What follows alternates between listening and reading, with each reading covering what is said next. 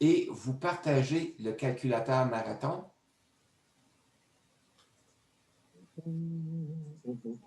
Pour vous le présenter. Alors donc, voici ces Marathon. Est-ce que vous le voyez bien à l'écran? Ouais. Oui. OK. Alors donc, si jamais les caractères ne sont pas assez gros pour que vous puissiez distinguer, là, rappelez-moi à l'ordre pour que je puisse vous agrandir les caractères. Ah. Alors donc, dans l'onglet d'accueil, ben, c'est comme d'habitude pour les autres calculateurs, vous avez le titre et vous avez un sommaire qui présente la liste des onglets dans lesquels il y a des éléments d'information.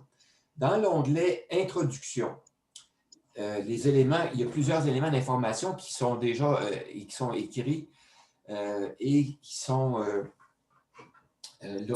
beaucoup de choses que vous connaissez déjà maintenant parce qu'on a fait la présentation tantôt. Bernard, ce qui est important, c'est que vous sachiez, c'est que moi, vous puissiez… Bernard, Oui, c'est un peu petit pour moi. Là. Je sais pas d'accord, pour les merci. autres, là, mais... Merci.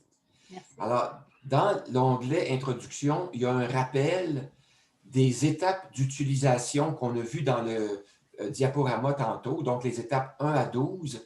Et les 6 premières étapes sont celles où vous aurez à inscrire de l'information. En fait, les 5 premières étapes ici, là, vous devez inscrire de l'information. Et les étapes suivantes sont celles qui sont calculées par le calculateur Budgeto. Alors, c'est donc un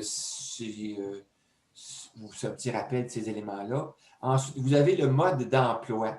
Alors, dans quel ordre vous aurez à effectuer les opérations et quelles sont les opérations que vous aurez à utiliser?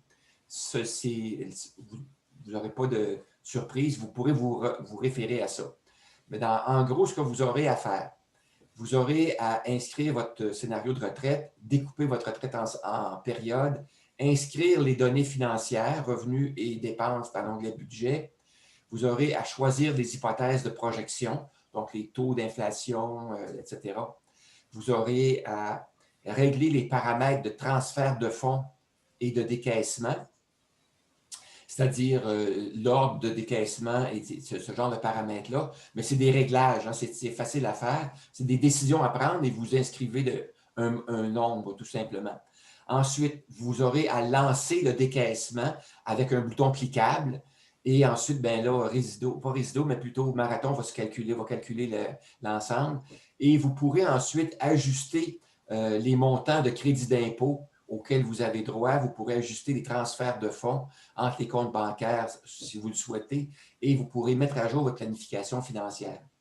Maintenant, la méthode de calcul de marathon.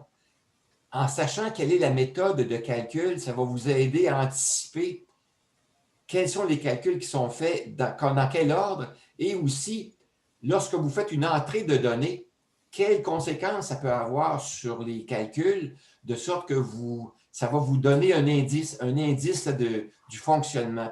Alors, si vous permettez, je vais prendre le temps de lire ces éléments-là avec vous pour vous donner une idée de la façon dont c'est calculé. Parce que sinon, ça demeure pour vous peut-être comme une boîte noire. C'est programmé, puis on sait que c'est fait, mais comment ça fonctionne, on ne sait pas trop. Mais là, vous allez être capable de pouvoir mieux savoir qu'est-ce qui se passe dans les calculs.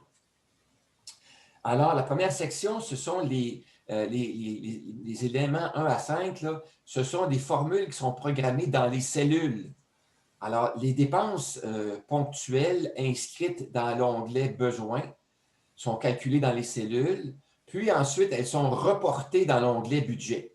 Alors donc, c'est important que vous sachiez, ce que vous inscrivez dans l'onglet « Besoins », ça va être reporté dans l'onglet « Budget ».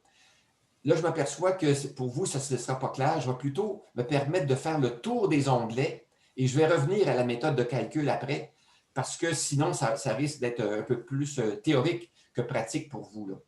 Alors donc, on va revenir à la méthode de calcul un peu tantôt, plus loin. Donc, je vous parcours maintenant les onglets. Alors, on a l'onglet Scénario que vous avez probablement vu lorsque vous avez regardé le modèle qui était disponible sur l'espace OneDrive, le modèle qui était plus sous forme PDF. Alors, ce n'est pas une surprise pour vous. L'onglet Période, compte tenu que vous les avez probablement vus. Est-ce qu'il y en a qui ne les ont pas vus, ces onglets-là? Tout le monde les a vus? Oui. Donc, vous savez comment ils sont faits. Alors, je n'irai pas plus loin finalement. Je pense que si vous les avez vus, je vais plutôt revenir là, à la présentation de la méthode de calcul. À moins que vous ayez des questions, je vais me permettre de vous permettre de poser des questions jusqu'à maintenant là, pour voir s'il n'y a pas des